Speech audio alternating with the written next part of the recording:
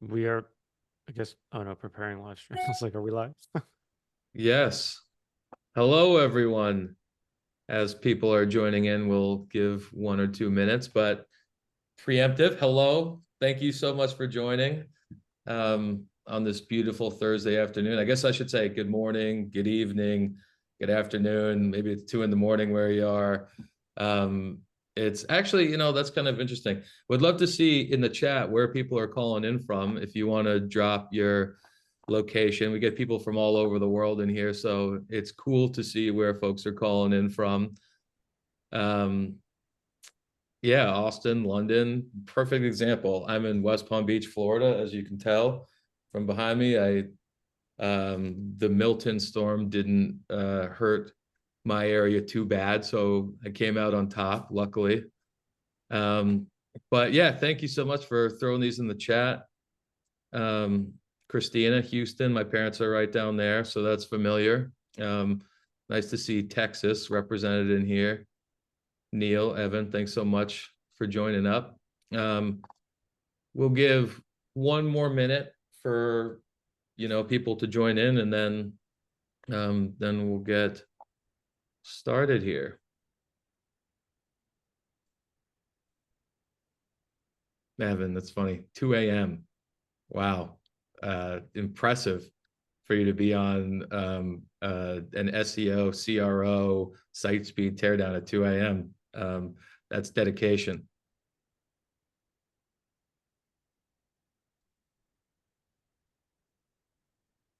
All right, cool. Well, no time like the present.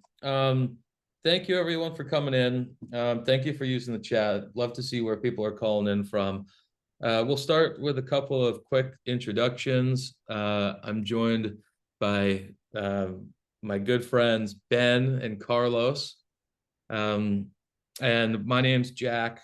I'm the Chief Brand Officer at Nostra.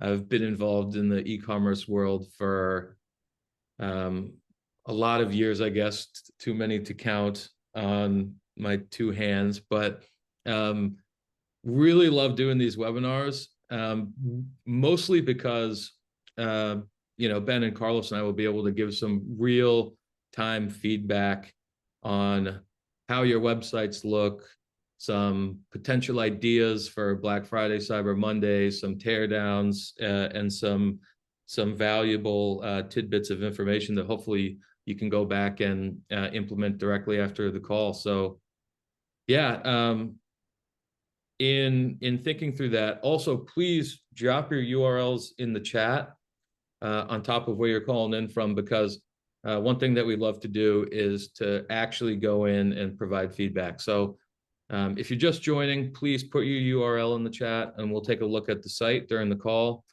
Thank you, Neil. Kudos for being the first one. Let's see how many follow. But I'm so happy to be here, and thank you, Ben and Carlos, for having me. I'll give the floor to you guys for a quick introduction. Maybe Ben, if you want to start. Yeah, thanks, Jack. Ben Labay, CEO of Speero. Speero is a CRO experimentation agency and consultancy. We kind of run high velocity testing programs. We do things on the B2B SaaS side, but we are the core of our work and our origins are e-commerce. I actually cut my teeth on CRO working with Moise Ali and Native Deodorant, and worked with Moise for like 3 years on that, and before he got acquired by Procter and Gamble. And we work with a bunch of Shopify, a bunch of e-commerce, direct to consumer. Carlos can fill in some dots there too. He's kind of our main lead on that work now. But we've got clients like Dr. Squatch and BarkBox and things like that we're working on, doing a lot of D2C, also retail work. If you're in Europe, you might know Decathlon. So a lot of retail work as well. But that's us. Carlos, you? Yeah, hi everyone. So I'm also joining on the Speero side. I've been in the e-commerce space for over 10 years now, and I currently specialize in all things D2C e-commerce. So basically connecting the dots between all these research and experimentation principles applied to to e-commerce. So most of the work I do, excuse me, is on the e-commerce side of things, mostly on with Shopify merchants. So yeah, happy to enrich the discussion today and hopefully provide some actionable tips for those who are joining us. Hey, As Jack, I got to give a plug to Carlos. He just recently published a CRO for e-commerce growth course. And so sorry about this to be like plug this in no, now, but like he put this up on CXL and just really he's not going to promote himself so much, so I'm going to promote it for him. Yeah. damn, kudos, Carlos. Well, I'm glad you paused because I'm going to take the course, and learn Nice. some things for my D2C brand. Um, well, that's fantastic. God, I appreciate you saying that. Maybe we'll have Chris, if you can track it down, throw the link to his course in the chat. So people Oh, can. Nash says he just completed it. I'm not sure if it's a Oh, no here. way. Yeah, yeah. Great That's course, just fantastic. completed. Nice. And I didn't realize you were so close with Moise. I mean, if anyone on here is going to grab some time with someone, grab it with Ben under the having shepherded native to Procter and Well, Gamble. actually, we still work with Moise, and Carlos works with them right now, like week on week. So As That's we speak, fantastic. basically. Yeah, he's a great guy, old friend of mine. But yeah, I we'll be excited to get into it. I have a tiny little slideshow. There's really not much on it, but it will just shepherd us into being able to look at some sites here. Let me just click through, make sure everyone can see my screen okay. yep. Um, okay. Sorry, looks like frozen here. One second, excuse me. Sorry about that. Let me try that again. A live show. Um, wow, my Google Chrome just quit. So, I got you. you mind just sharing it? Yeah, man. It's just 2 slides. Sorry, chat.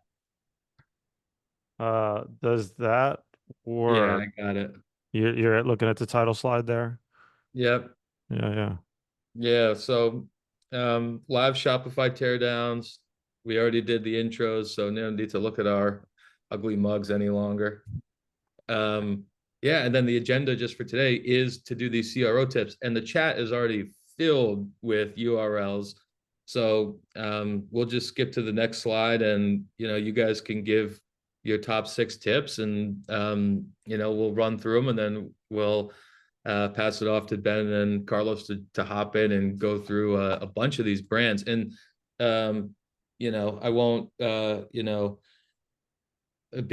beat the kind of dead horse too hard here, but put your URLs in if you're just joining. If you're just getting with us now and you want to have your website looked at, continue to throw the URLs in. Thanks, Ben, for that save. Yeah. So this is where we look at these top tips and Carlos, like check these out, like 1 through 6 there. These kind of got pre-filled. These are really common ones here. I think I might even just add on top of these, like these are real common ones. I kind of want to point to ones that I can think of that are underappreciated or under talked about because like visual navigation or just like maybe you might call that product discovery is an interesting, benefits below the add to cart, that high area of real estate or really important area of real estate right below the add to cart button, free shipping generally. I did a webinar yesterday all about kind of shipping and shipping intent, tech stack audit, UX design, what's the story and the flow. To me, like top tips from experts looking at your sites, this is what I'm going to be thinking mostly, some of this stuff here, of course, but also around customer intent. I think I'm a big frameworks guy.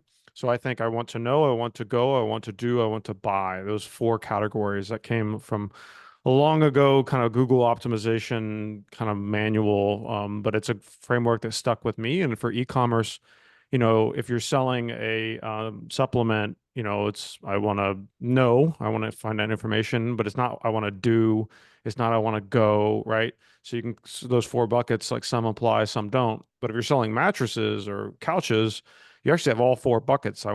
I want to do. I want to sit in that couch. I want to go to a store, perhaps like a store locator might be part of your e-commerce journey. I want to buy, of course, is there. And what is the fourth one? I forget, but you can see where I'm going there. I think that the top Mhm. tips from my standpoint is like thinking about intent and those 4 intent buckets. Yeah, Carlos, anything to add on top of this before we jump in and tear down some sites?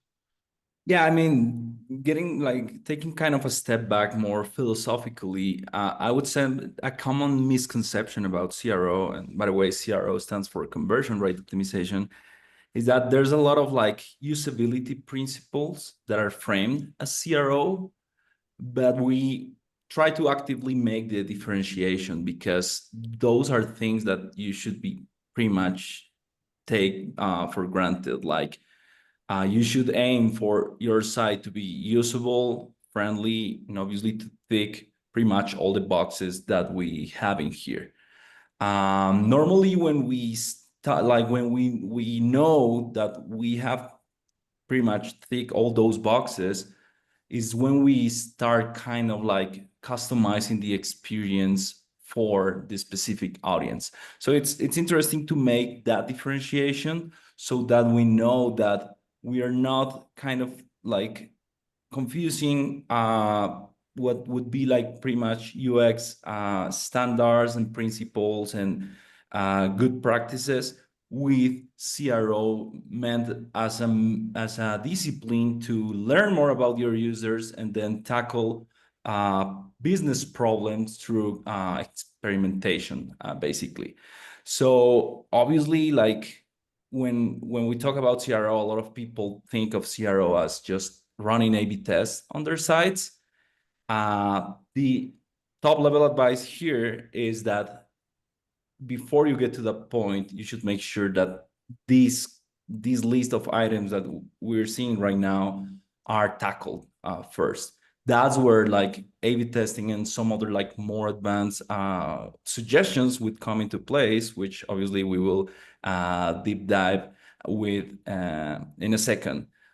All this being said, we probably want to focus on that aspect, like things that we believe should be improved to tailor the experience to, and obviously we will make some assumptions here, to your audience, because these are things that should be tackled regardless of if you're doing CRO or hiring a CRO agency or anything. Sweet. Jack, I'm gonna stop sharing this. And then we can pick one of the sites. And I don't know if you want me to drive from the beginning there or no, Yeah, or whatever you and Carlos see in the chat that you want to hop in and tear down, we'll do that. And then after a couple, maybe I'll talk about a little bit of site speed and optimizations through the lens of Nostra. But yeah, all yours. All yours. And yeah, sweet. Carlos, great point. The low-hanging fruit. You got to tackle that before you get too in depth. Site I being had a couple. probably the top item on that Yeah. list. I had clicked on a couple while I was looking at them come in on chat. Can you see my screen here? We're looking at Pilot Mall. Yep. Yes.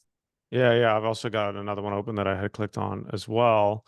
So Pilot Mall, I'm not sure who you are there in the chat, but I just clicked on this randomly and now I can't see the chat. So, but yeah, so bringing this up here, it looks kind of like a retailer for, aimed towards pilots. So pilotmall.com. This is interesting. You've got kind of I don't often see kind of the brand name as .com here in the hero image. Next gen sound silencer with AirSet and Bluetooth. So this is kind of product focused, but you are a retailer here, but you got kind of a priority item here on the homepage. Probably not the landing page for most of the traffic, but I like the focus on I liked the focus on one kind of priority product. Maybe you've got really good margins there on that one, or that's kind of your flagship product that you've got going on here.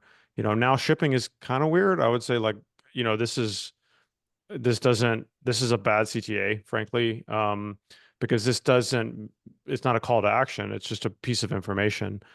So maybe it's not a CTA, but if I click on it, I go to I go there. So it does act like a traditional CTA, but I didn't know what it was happening. So find out more, buy now. These are, they're calling me to do an action where now shipping is not necessary. So not quite a normal CTA there. I might fix that.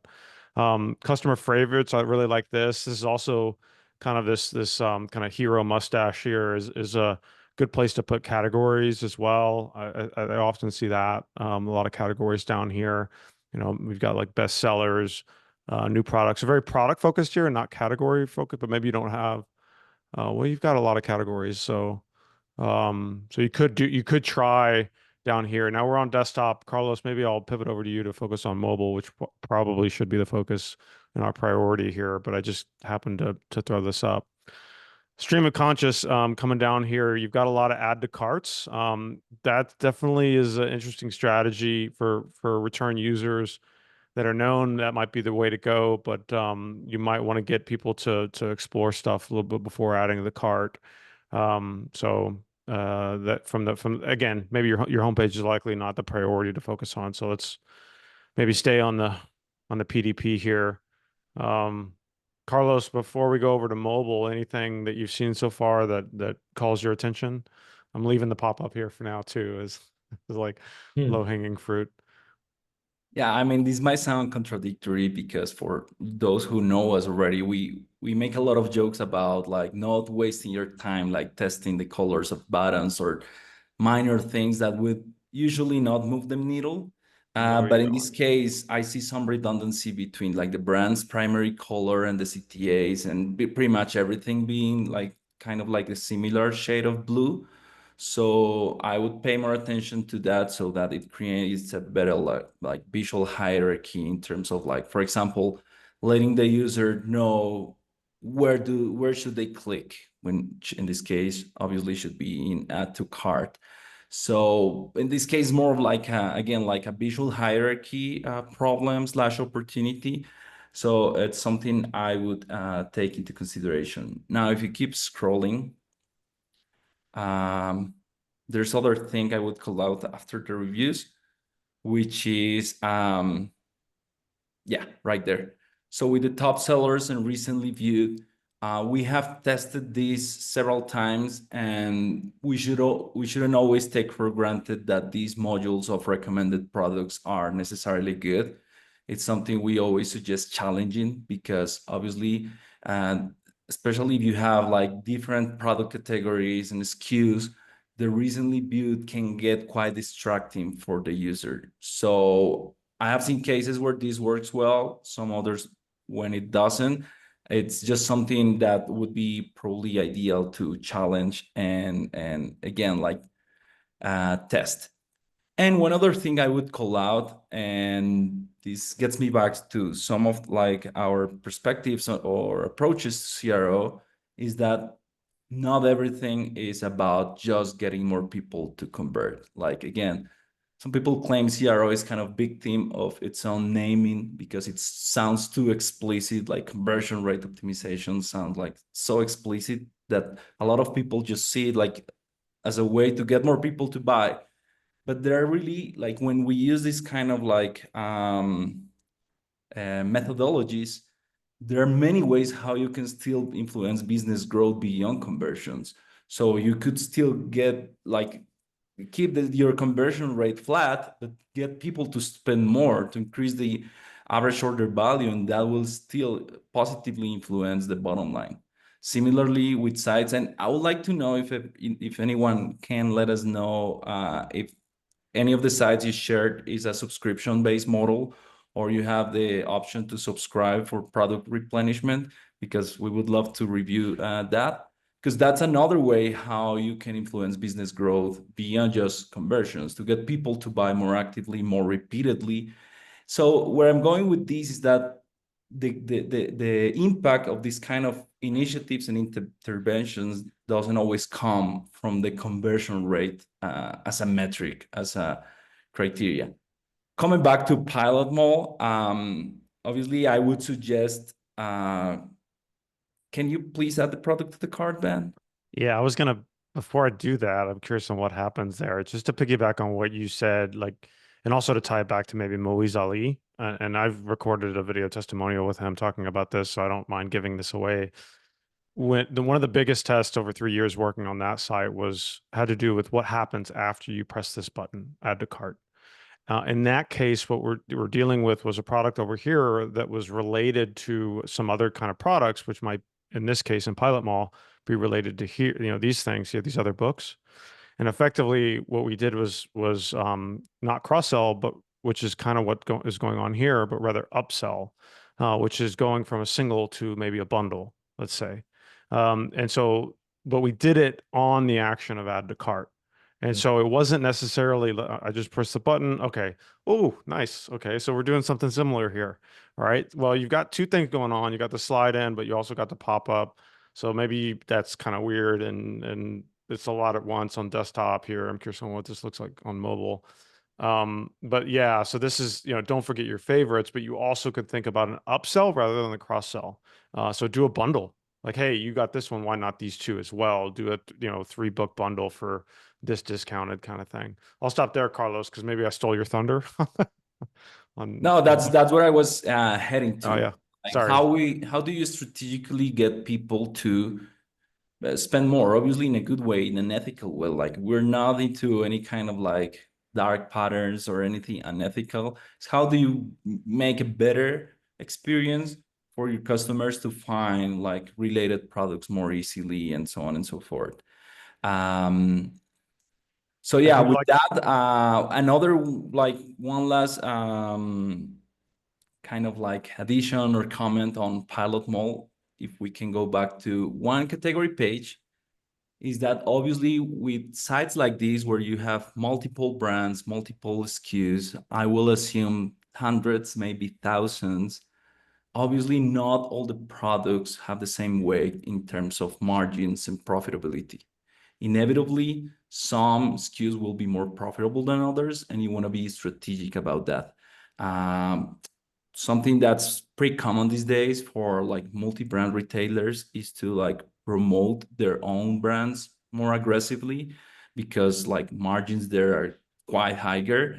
And again, obviously this is too quick of an exercise to tell what the experience is like here, but it's something I will suggest always like keeping in mind, like how do you make sure you're promoting and highlighting your more profitable SKUs, or maybe not, it's not only about profitability, but maybe returns rates. Like if you have a product that sells too well, but the returns rates are crazy, like you might not want to make that your like first product in terms of like promotions and banners and stuff. So it's something I would also suggest taking into consideration. And I'm happy to take over for the next side, Ben, as I have it ready here in my browser. Okay, yeah, I don't know if we've talked about one real quick thing too, just because shipping is on my mind here. You've got like same day shipping right here, or order by 3 p.m. I really like this kind of thing. I think you could I've actually done testing around like order by this time to get it shipped today. And that's worked really well. Free shipping on 100 plus, and then you've got kind of this like promotional ladder kind of thing going on with like 50 to 75, you're getting different benefits and such. And that's kind of interesting. I would definitely play, this would be a rich testing area to do different ways of displaying this type of information. You're only $20 away from getting a free koozie, whatever that might be. So that's a rich area for testing. But yeah, I'll shut up now about this one. Carlos, let me stop sharing and you can take over. Perfect. I'll do right now. And I think for the sake of this exercise, we want to Yeah, I should have done that. Or like, yeah to yeah. stick to more of like the mobile viewports of some of the sites, as it's likely that most of the users are going to be mobile visitors. So for Heston Culinary, there's something I don't think I could replicate anymore. But as soon as I landed on the site, I saw some kind of welcome pop-up with an offer, which is obviously pretty common on most Shopify sites. Something we have successfully tested many times is to delay that pop-up, because for first-time visitors, if you show them this like 5 seconds after they land, it can be so out of context, really. They are not really sold on the idea of buying from you yet necessarily. So yeah, Wait, like wait, wait. Before you close it, I guess you okay. closed it out before, but I'm curious on the tabbed approach. Maybe you can talk about like tabbing your offers. It's a little bit of an old tactic, but I don't see it done enough. Where it goes into a little tab where you can access it later on. So Oh, another actually, one. I didn't do anything for a while, which is not a common user behavior, but now I have another like pop-up on top of the original pop-ups. It's really meta. So yeah, probably I would suggest paying a little more attention to that. Now, if I close it, let's see what happens. Yeah, I don't see any tab. Goes away. Yeah. Goes What I was away. what I was referring to is a lot of times those little offers, and you have different types of offers, like even like free shipping over a threshold, or like free shipping coupon, or Black Friday coupon, or like intro welcome. You might have many at the same time. When you close out one, it just sends over a tab. It still works on mobile. Imagine just kind of a vertical orange little strip that says "See offers." And it's available all the time. So that they peruse, they go onto product pages, listing pages, they navigate around, and then when they're ready, they open that thing back up, they grab that coupon and they go for it. We've tested doing that really often. It's a tactic that got real popular about a year and a half ago, and it's kind of, I don't know. I think it's still working pretty well. There's these types of tactics kind of, there's a law of shitty click-throughs. Eventually, it stops working, but yeah. Thank you, Ben. There's something else I would call out here. I know this might sound kind of polemic, but I have tested this countless times, and every time we have removed an auto loading carousel, it performs better. Like carousels are nice for business owners, operators, merchants, but they are not really useful for users in the vast majority of cases. Obviously, there could be some exceptions, like with everything, but generally speaking, like the fact that you need to swipe through this to get the different offers is not something that's useful enough for users. And you can think about it as users yourself, and you'll notice that. And actually, if you are doing any kind of like heat map analysis or session recording analysis, you will probably see that most of the people are just clicking or tapping on the first slide, because everything else is just like way behind. So something I have done quite a few times, and I would strongly suggest doing here for Heston, is to split these into, I think there are 4 offerings. Yeah, I think these are like 4 banners. I would make them visible all at once, like maybe one after the other in some kind of grid. I can almost assure you that click-through rate will increase, because you will ensure people will be exposed to the right offerings. If that sounds like too much, maybe you can just do 1, 2, or 3. But a suggestion is to always like stick to like clear offerings that in most of the cases shouldn't be like rotating or moving. I like this blade though, with like the static messaging. It helps me understand the offering better, and it's something we also commonly suggest.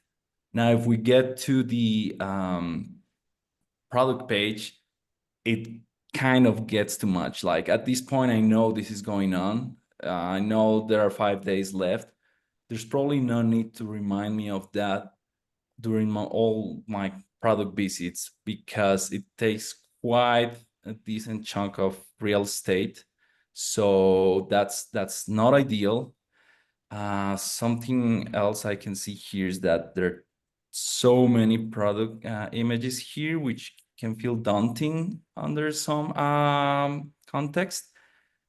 And something else that both Ben and myself and our teammates have successfully tested several times in the past is that when your product pages and descriptions are too long, like it is the case here, it is a good idea to introduce some kind of like sticky CTA or something that's persistent that the people can keep clicking through, because otherwise, like in this case, for example, I pass through the add to cart, there's a lot going on and I can continue for a while. And now in my brain, I don't know what to do next. Like, of course, if we see it from a logical standpoint, I should scroll back and add to cart. But unfortunately, that's not how users really behave. So I would suggest doing some kind of treatment to either let me add the product to the cart, or if you have a lot of options on your product selections, you can just add something that anchors the user back to the product selector here. I would add, Carlos, on that is like I've had really good success on having that sticky add to cart CTA only be on up scroll. So as you're scrolling down, it disappears. So you have the full viewport. And that's when you're exploring, that's when you're reading, and that's when you appreciate like a lot of the product imagery, especially when your product page is your landing page. You need it to feel like there's a lot of education going on. And so as you're scrolling down, it's not there. But as soon as you go back up, it pops back up. It provides a little bit of movement, which will attract the eye and maybe break up like a banner blindness effect, because sometimes a sticky CTA there can be some banner blindness going on there. People just it just doesn't move, and so people think it's part of just not the web page, and so they kind of ignore it. So I see that sort of behavior sometimes too. People don't understand where that CTA is. Yeah, I totally agree. And also, I just added the product to the cart. I can see like quite a few like cross sells here that I might also like. I see I unlock free shipping, and I think generally speaking, this is nice. Something that we have done successfully in the past many times is to, in the PDP, I saw this product was discounted and I would save more than $800. So that's something that's worth highlighting on the card drawer. Like if Yeah, you let yeah, me yeah. know that I'm saving more than $800, that's a really nice nudge to get me to start my checkout process. One other tactical note before we kind of wrap up and make room for at least one more review is that most of the merchants pay more focus to the product descriptions and imagery and FAQs and a lot of information because sometimes the product requires it. But something I would suggest, or in other words, probably better words, I have successfully tested in the past, like very successfully, is to just prioritize the reviews. Like try to move the reviews just closer to the top and let people read by themselves in the voice of customer, the experiences of previous purchasers, and in more than one time it has worked. It has worked beautifully because people get a better perception of why this is different, and they will still be able to go over the rest of the products, but in like changing this order of things can work pretty well sometimes. Ben, do you have the next site ready for the Yeah, I've test? got this one that mentioned their subscription, but before we go there, Jack, any on your side, like to tear down this side or the one that I went to Yeah. Pilot Mall and Yeah, no, beautiful. Well, let me take 5 minutes max, and then I'll give the rest of the time for you guys before we hit the 45 mark to tear down some more sites. But I'll give Nostra a little bit of a shout out here, who's helping sponsor the webinar. But and thank you guys, by the way. That I took some good tips and tricks just for myself. I'm picturing my little auto grid carousel killed that. sliding through and hoping that on mobile, maybe I'll go back and put like my grid system in now. So thank you for that, Carlos. That was smart. Yeah, I mean, I'm a site speed guy. I think that, CRO and A/B testing and everything is so important. But one thing that I see helping people a lot is when the website is 50% faster, especially for mobile, it can get people to add things to cart quicker and check out more regularly. So again, I won't take up too much time, but my big soapbox kind of moment in site speed over the past year at least has been, and Ben, I was looking because you mentioned it in the chat, is, I think if we were in a live forum and I asked everyone on the call to raise their hands, a show of hands, if you work with an in-house dev, a dev agency, some type of freelance developer, etc., I think the majority of people would raise their hand, or at least have some understanding of the dev landscape as it relates to getting rid of old liquid code on old apps that you've gotten rid of, like rebuy. Someone mentioned that in the chat, Evan. Yeah, like rebuy I see as, not to call them out or anything, but just historically being an app that people implement, and I can immediately see aspects of their core web vitals drop. And these are like bulky weighted apps, right? And let alone if they see that happening and they remove rebuy and they notice that the drop is continuing, they wonder why. A lot of people don't know about, or it can get a little bit complicated on the how to get rid of liquid code, how to compress images, how to rework JavaScript, how to do all these things with CSS, etc. So anyway, my big soapbox here is that there is a whole nother side of site speed. It's the other half of the same coin that goes really unnoticed, I think, in today's Shopify industry. I think more and more is becoming noticed, but I think in 5 years it will be essentially table stakes, and that's looking at the speed through the infrastructure lens, right? So you have the client lens. What can we do code-wise? What can we get rid of? What can we enhance to boost our core web vitals, to boost our page speed insight performance score, our lighthouse score, etc. And then there are things that you can do at an infrastructure level, genuinely looking at how servers are interacting with Shopify. So just to pop in and show a quick little example of what I typically see in the Shopify realm.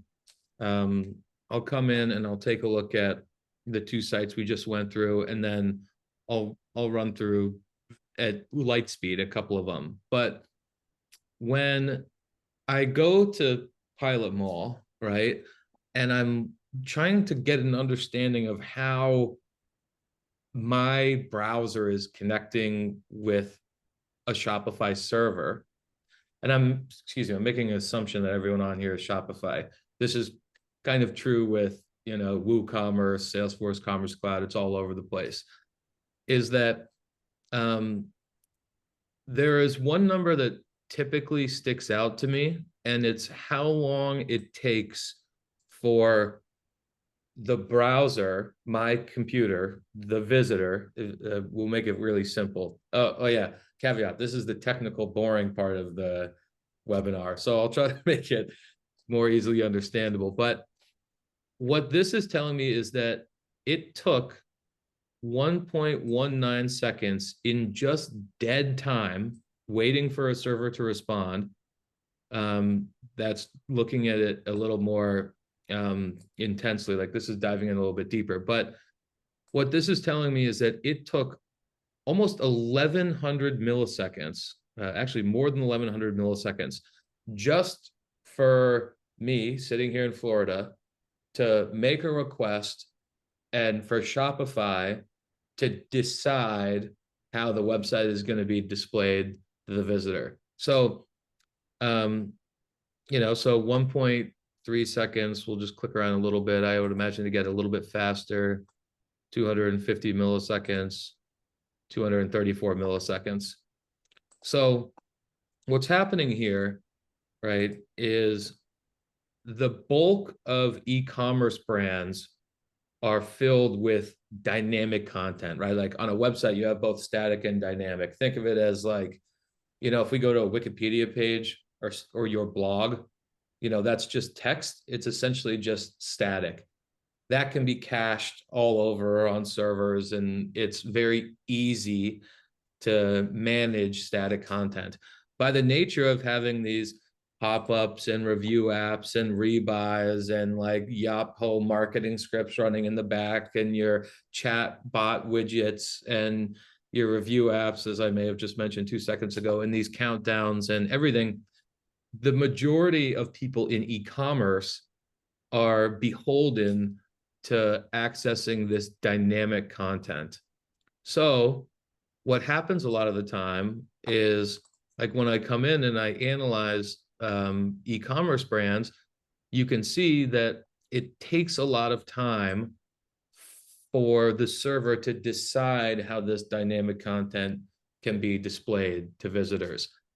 So all of that to say, I have a feeling this one actually might get much faster. Let's shop skillets. I know we have some Heston fans in the chat, which was cool. I saw someone shouted him out. So Heston, drop the code, the discount code for the webinar in the chat, and we might sell some au gratin pans today. But yeah, I mean, it's taking essentially between 500 and 800 milliseconds to just wait for servers. Nothing's happening. I think that the sweet spot is like sub 100 milliseconds. And the one really like simple way to do that, because right now Shopify is just using its root servers. In the US, there's like maybe 5 of them. So I have to communicate with a server in Iowa to fetch the dynamic content. We work with Forever 21, and this is just an example of caching the dynamic content that e-commerce sites are so wrought with on like 370 servers all around the world. Will make it so that it only takes 60 milliseconds to wait for a server instead of 600 milliseconds to wait for a server. So anyway, all that to say, I think that this is a widely overlooked, really competitive advantage in the e-commerce world. Not that many people know about it right now. And if you can, I mean, I'm talking 10, 11x reduce your latency of server connectivity, that will make your website as a whole load in faster, because what will happen is the server connects quicker, and then, your first piece of content followed by your largest, etc., will load in quicker. And then food for thought on this, I'll actually say, like, everyone I ever talk to is between a 40 and a 15. I'll say, like, actually this number is just lab data of bot, like, it's essentially just a lab generated score of how bots are assessing the dynamic content on your page. It's it's not like this score has nothing to do with people with credit cards who are actually purchasing things. So people come to me all the time and they say, my site's really slow, and they show me this. Maybe not. All it tells me is that the bots are having trouble crawling the page. What really tells me whether or not a site is slow is, going in and understanding what's happening here in the in how the dynamic content's being accessed. So you can see, again, 1600 for High Notes Coffee. This is a brand that we'd love to talk to. But if you want to see this number higher, I will just say, last thing, food for thought. You can dynamically render this content as static HTML only for a bot when you're on the edge, so that for like a company like Jolie, right? When we dynamically rendered their content, you can see all the areas for improvement here. They went from a 27 on mobile to 75. So eliminates the blocking time, eliminates a lot of the bot's idea of what's weighing a website down. So anyway, I'll pause there. I don't know if we have 1 or 2 minutes to maybe do one teardown. I know we're close to time here, but I did want to just mention that food for thought, there's an area where you can really take like 10 minutes worth of work and improve the infrastructure on your site speed relatively simply. Like non-technical founders can do it in a week. I don't know. What do you think, Beautiful. Carlos? One more quick No, I one? think like it's usually overlooked, but it makes such a big difference to make sure that you have a site that performs as expected pretty much before anything else. Yes, that's the truth. Okay, well, I'll be cognizant of everyone's time. I know we put 45 on for the webinar. So what I'll do is I'll say, I know we only got to a couple of sites today. If you're interested, I saw some people putting in some calendar links. If you want to meet with Ben, geez, after that, I kind of want to meet with Ben just to hear some of the old stories about Native. But Oh yeah. if you want to meet with Ben and Carlos, grab some time. If you want to meet with me, grab some time as well. And that was a wonderful session. Thank you guys so much for coming and letting me be a part of it, Ben and Carlos. I appreciate it. Yeah, this is great. I'd love to come back anytime. Like it's pretty easy to roll through and play bad cop. So that's fun. Yeah. Thank you, Jack, and the team at Nostra. Great. Well, thank you to everyone who is in the audience here. Thank you guys so much. Have a great rest of the day. Who was it? My friend in Manila who's up at 2 a.m. Now you can finally get some rest. Okay. Now it's 2:45 and you can go to sleep. Okay. Thank you guys. Enjoy the rest of the day and we'll talk soon. Thanks, man. See ya.